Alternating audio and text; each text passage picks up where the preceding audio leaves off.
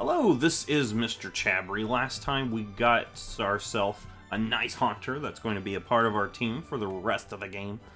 So far we've got a Growlithe too, which is a total Pokemon that we're going to use. How cute he is. He's so cute, right? We still need an Aerodactyl. We can't get that until Cinnabar Island. Blastoise. I think we could get a Squirtle if we caught enough Pokemon and went back to Vermilion City. Yeah, that's something we'll probably do sooner or later. And Alolan, Persian is a Pokemon we might switch out with something else. Just because it's kind of a... Yeah, we'll use it for a little bit. But we probably won't use it permanently. But I still want to try it out, give it a shot. But anyway, here we are, back in Celadon City. We're going to go into this gym right here. I didn't even heal up my Pokemon, but that's okay. I think it would be nice to just give Doug some experience. Doug has this one. So we're going to go in here. And this is it. This is the Celadon City Gym. So this is Erika's gym. This lady wants to ask, you have a cute Pokemon. I think Doug is pretty cute. I wonder if that works for any Pokemon. But anyway, yeah, so here we are. In Celadon City. Been a while since we've came to a new route, actually. That's one thing I do notice. We'll be going to a new route soon. Don't worry. But yeah. So, like I said, this trainer uses Grass type. I'll tell you what she actually uses on her team as we get closer. But all you have to do is go through this maze, which is actually better than the Pokemon Yellow Gym. So far, there hasn't been that much difference with Pokemon Yellow gyms. You know, because Brock's gym is basically the same. Misty's gym is very close to the same. The only difference is we have a little bit more flashiness with, you know, the divers jumping in. The layout's a little bit different in Misty's gym too. But Lieutenant Surge was basically the same. You still had that same puzzle where you have to find the switch in the trash can. But here, this is totally different. In the other one, there's not really much of a, you know, anything blocking. You just cut and you could easily go there. Of course, you'll have to battle the trainers that are standing around, you know, Erika, but it's not too hard to find your way to her. This one, it's a little bit, it has more of a puzzle element to it. So what I want to do is actually battle some of these, get some experience for Doug. We do need to level this thing up. It's right now the lowest leveled Pokemon on my permanent team. And honestly, once we get it to level 38 and it learns Flare Blitz, I'll be okay with evolving it, because we need Flare Blitz for Arcanine. I think we'll have both Flamethrower and Flare Blitz. That way we can have a mixed attacker. A lot of times you don't want to have two attacks of the same type, but I think for our Arcanine it'll be okay, because our Arcanine will be a mixed attacker. It's got the stats to back it. I can go ahead and show you the stats. Deck summary. Because it has a nature that actually doesn't affect either side that much. So yeah, we have 54 special attack, 55 attack. That's actually really close. So that's close enough that I think eventually it'll be nice to have Flamethrower and Flare Blitz. We might have some other coverage moves. Actually, I think we do get Dark Pulse on it. Let me double check that. That's something that we can learn Dig. That's actually decent. Headbutt. I'll learn Helping Hand. I'm not going to do that though. Everything can learn Rest. Facade would be good if we get paralyzed, but yeah, that's really it.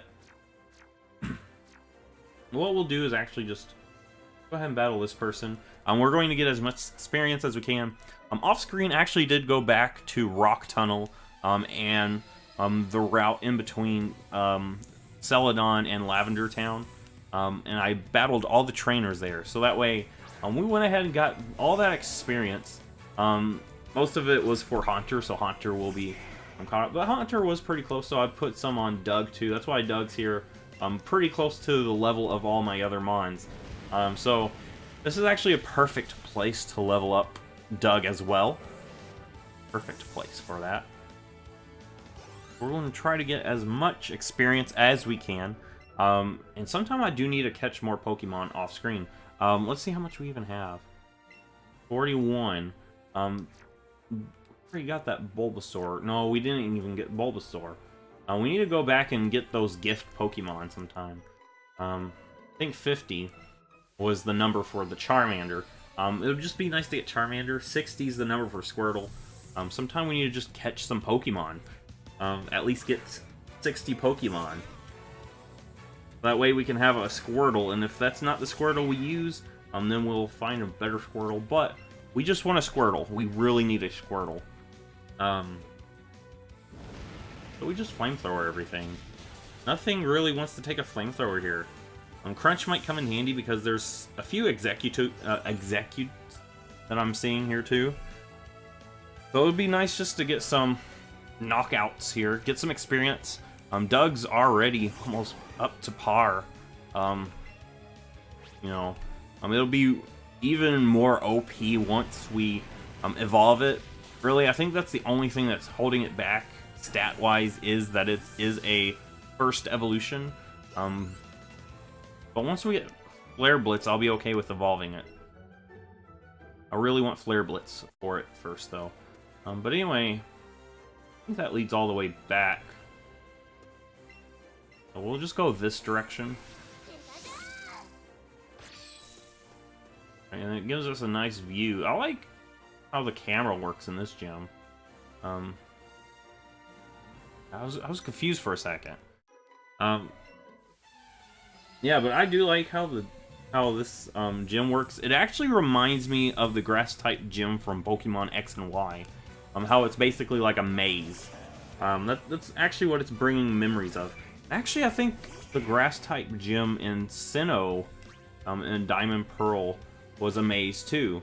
However, they did change it in Platinum, so it wasn't a maze anymore. It was just like a clock that you just walk to the next area, and the hands will be like a bridge.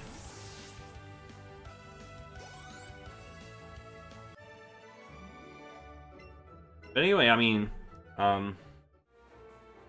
so far it's been pretty simple. Doug's pretty unstoppable in this gym. We haven't even came across anything that would, you know, hamper our sweep. Alright, so we see a Weeping Bell here. We just send out Doug. Nothing keeping us from sending out our beautiful pupper.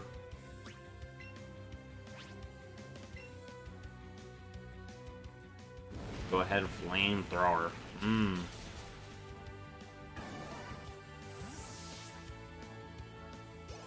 Yeah, but after we beat this gym, you could say we're basically in the middle point of the game, probably. That would be 4 gym badges out of the 8. I would say it's still a little bit before the halfway point, because you still have to count the Elite Four, other story beats, like, you know, taking on Team Rocket again. Stuff like that. So we're getting close to the halfway point. Yeah, so basically, as of right now, it looks like we're going to be able to do everything that we need to do here. There's not much of like, it's not really a struggle here. If you have a fire type, a flying type, even a bug type, you're going to just, you know, just go through this team easily. What even makes it better is, this is a gym that you don't have to face right off the bat. So the levels are actually designed for just in case you come into Celadon City and take on the gym first. That's what the levels are set up for. But obviously, we've already done we did other story beat stuff like take on Team Rocket, went back to Pokemon Tower. So that's why our Pokemon are pretty much higher level than so far anyone else that we've seen in here. And of course, the gym leaders Pokemon are going to be a little bit higher leveled. That's going to be more even to ours. But that just shows you that we're actually doing good at keeping up now. After going back and training through all those battles that we skipped earlier.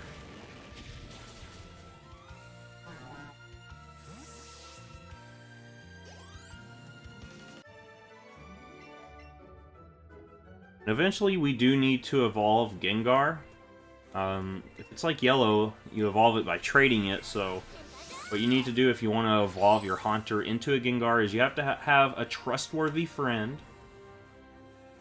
I remember. That goes all the way back around, so we'll go this one. You need to have a trustworthy friend that's not going to steal your Gengar. Trade them your Haunter. It will evolve, and then have them trade it back. So I'm going to go ahead and use an Ether. So I got, alright, Elixir. On Doug. Alright, so here we are. We're already here. We're ready to take on Erika. So she's asleep. Okay, so Erika, like I said, she uses grass-type Pokemon. She has a Tangela. Let's go ahead and jump in the battle before I tell you some of her Pokemon. She's going to lead off with Tangela. Tangela is a pure grass-type Pokemon. Her Tangela knows Mega Drain, Sleep Powder, and Bind. That's one thing I do think is pretty interesting about this game is a lot of times the gym leaders Pokemon don't have a full moveset of 4 moves. They'll have only like 3 as of right now. Of course, it might change as we get further on in the game because the gym leaders will have to be getting tougher, right? Haunter's level 34. Alright, and her next Pokemon she's going to send out is Weeping Bell. Weeping Bell has Mega Drain and Poison Jab. This thing is a Grass Poison type. So if you have a Psychic type move, you can use that as well as your Fire type, as your I think Bug will actually be resisted by that Poison type, though. Whoa! We can just go ahead and Flamethrower, but that was intense. That was intense. Dang, Doug barely lived. If we got Poison there, Doug would have went down. Alright, so Doug got some nice experience from barely surviving that. The reason why I didn't heal up there was because I knew her last Pokemon was this Vileplume. Vileplume only knows Mega Drain and Moonblast. Even though it's not a Fairy type, it still has Moonblast. Which I kind of wonder why it's going to be using Moonblast. I mean, it's a decent move for the Vileplume, but it's not going to be the best move. Dang, that still did a lot. That still did too much. Go ahead, use another potion. It'd be nice to have a Hyper Potion, and I do have a Hyper Potion. Alright. I had healed up to full. We could take a Mega Drain. Dang, just one though. Alright, so usually don't use these items, but I think for this battle, I need to use my X item. So if you haven't used any X items before, what they do is they boost a stat. And they can actually come in handy if you're having a little bit of trouble surviving. Well, if it's a crit, it doesn't matter. If it's a crit, it doesn't matter. My gosh, we would have survived that without a crit, you know that, right? That sucks. We just wasted an X item. Okay, I'm going to use a revive. So that way... No, I misclicked. Oh my gosh, it still does that? I mean, it does that. It didn't do that in the other games, did it? Where it wastes a turn? It would just tell you it has no effect right there. You serious? Alright, that's okay. What I'm going to do is go ahead and set up a light screen. This thing has really good special attack, and it's actually doing some damage to my team, man. Set up that green right there. I do. I'm gonna let Sonic take one for the team, honestly. Since it's not going to be a permanent member, it doesn't really hurt that bad to let it go down. Mega Drain, it's not going to matter, basically, because it's already at full health. Headbutt.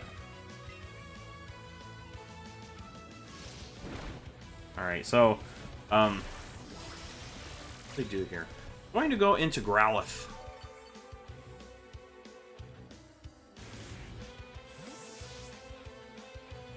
This Flamethrower. And now we have that light screen, so it's going to help us out here. Just Flamethrower. And if this is a 2-hit KO, which it is, we should take the Mega Drain and we just stay in and Flamethrower again. So yeah, that crit actually hurt. Like, really bad. Still looks like it's a 2-hit KO even with the healing that just happened there. Just going to go ahead and do it again. And that will be the game. Alright, dang. So yeah, that's what X items do. I would have been able to survive that and then heal up again if Erika didn't get that crit, but Erika got the crit, so that was actually very unlucky. Alright, so Sophia is going to give us a little tail high five here, and we got the rainbow badge. So yeah, now Pokemon that's traded to you up to level 50 will listen to you, and we get Mega Drain. Mega Drain is basically better than it was in the last games.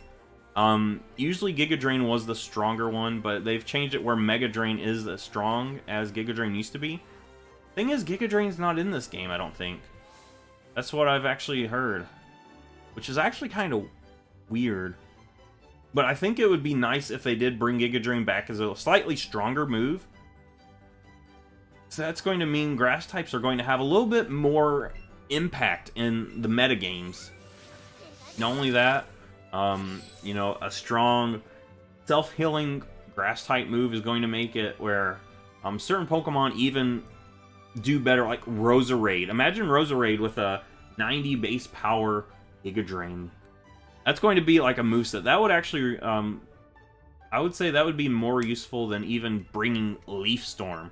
This has nothing to do with this game, but this is just me blabbering out ideas for like a new moveset with a powered up Giga Drain. But anyway, we're here. We're going to heal. We got the badge. So that's some nice work right there. What should we do next time? We're at a point in the game that we can actually do different things. We could actually go into Saffron City, fight Team Rocket. We could go down to Fuchsia City and try to get the badge there.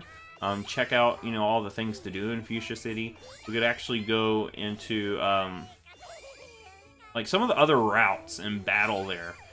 We could do either or of those. Of course, we're going to have to battle Snorlax. Yeah, so we'll have to battle Snorlax if we end up going to Fuchsia City, though. Which I think would be cool. We should bring some Pokeballs for that, because you only get 2 encounters. If this is like the other Pokemon games, you only get 2 encounters with Snorlax. And Snorlax is a pretty good Pokemon to put on your team if you want to. I probably won't, because I want to try Pokemon I haven't used, and I have used Snorlax before. But if you like this, give it a thumbs up, subscribe, and I will see you in the next Pokemon video.